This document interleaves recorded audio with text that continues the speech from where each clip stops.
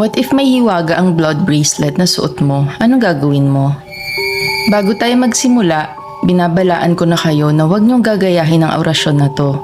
At kung matatakotin ka, skip mo na din to. Ako nga pala si Sheila May Fermalino, grade 12 student, taga Dumalag, Capiz.